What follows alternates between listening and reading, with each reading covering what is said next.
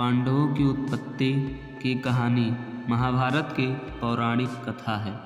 तो आइए, स्वागत है आपका इस कहानी में। महाभारत जो भारतीय महाकाव्य साहित्य का हिस्सा है, में पांडवों की उत्पत्ति की कहानी अत्यंत रोचक और रहस्यमयी है। इसकी शुरुआत राजा शांतनु और उनके वंश से होती है। शांतनु के पुत्र भीष्म कौरवों और पांडवों के दादा थे। भीष्म ने हस्तिनापुर की गद्दी की रक्षा के लिए आजीवन ब्रह्मचर्य का व्रत लिया था। शांतनु की मृत्यु के बाद उनके अन्य पुत्र विचित्रवीर को राजा बनाया गया। हालांकि विचित्रवीर के कोई संतान नहीं थी और जब वे युवावस्था में ही मृत्यु को प्राप्त हो गए तो हस्तिनापुर का वंश संकट में आ गया। इस समस्या को हल करने के लिए भीष्म ने सत्यवती के पुत्र वेदव्यास की मदद ली। वेदव्यास ऋषि से महाभारत के 3 प्रमुख पात्रों धृतराष्ट्र, पांडु और विदुर का जन्म हुआ। इनमें से पांडु की कहानी हमारे नायक पांडवों की उत्पत्ति की शुरुआत है। राजा पांडु कुरुवंश का नेतृत्व करने के लिए अत्यंत योग्य और वीर राजा थे। उन्होंने कई विजयों से हस्तिनापुर को समृद्ध किया और उसकी सीमाओं को बढ़ावा। पांडु ने 2 विवाह किए, कुंती और माद्री से। दोनों रानियों से उनके संतान की बड़ी कामना थी, लेकिन एक दुर्भाग्यपूर्ण घटना ने उनकी इच्छा को गंभीर रूप से प्रभावित किया।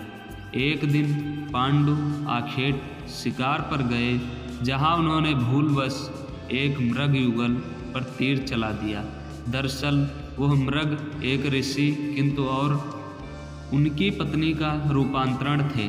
घायल ऋषि ने पांडु को श्राप दिया कि जब भी वह अपनी पत्नियों के साथ संतान उत्पन्न करने का प्रयास करेंगे, उसी समय उनकी मृत्यु हो जाएगी। यह श्राप पांडु के लिए अभिशाप बन गया और उन्होंने राजपाट छोड़कर वनवास में जाने का निर्णय किया। उनके साथ उनकी दोनों पत्नियां कुंती और माद्री भी वनवास में चली गई। कुंती को वनवास में ऋषि दुर्वासा द्वारा एक विशेष वरदान प्राप्त हुआ था। दुर्वासा ऋषि ने कुंती को एक मंत्र दिया था, जिसके द्वारा वह किसी भी देवता का आह्वान कर सकती थी और उनसे संतान प्राप्त कर सकती थी। पांडु ने यह जानकर कुंती से आग्रह किया कि वह इस मंत्र का उपयोग कर देवताओं से संतान उत्पन्न करें, ताकि हस्तिनापुर का वंश आगे बढ़ सके। कुंती ने पहले धर्मराज यम का आवाहन किया, जिससे उन्हें एक पुत्र प्राप्त हुआ, जिसका नाम युधिष्ठिर रखा गया। युधिष्ठिर धर्म और सत्य के प्रतीक माने जाते थे और हस्तिनापुर के होने वाले उत्तराधिकारी थे। इसके बाद पांडु के कहने पर कुंती ने वायुदेव का आवाहन किया और भीमसेन का जन्म हुआ। भीम अपनी विशाल शक्ति और अद्भुत पराक्रम के कारण जाने गए और महाभारत के युद्ध में उनकी शक्ति का प्रमुख योगदान रहा।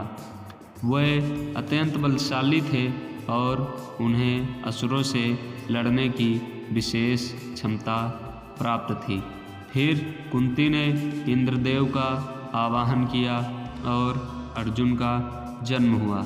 अर्जुन को महाभारत के महान योद्धा और धनुर्विद्या के अद्वितीय ज्ञाता के रूप में पहचाना गया। उन्होंने महाभारत के युद्ध में महत्वपूर्ण भूमिका निभाई और गीता का ज्ञान भी अर्जित किया। इन तीनों पुत्रों युधिष्ठिर, भीम और अर्जुन के जन्म के बाद कुंती ने मंत्र का उपयोग बंद कर दिया। इसके बाद माद्री ने भी इस मंत्र के बारे में जाना और पांडु की अनुमति से उन्होंने अश्विनी कुमारों का आवाहन किया। अश्विनी कुमारों से माद्री को 2 पुत्र प्राप्त हुए, जिन्हें नकुल और सहदेव नाम दिया गया।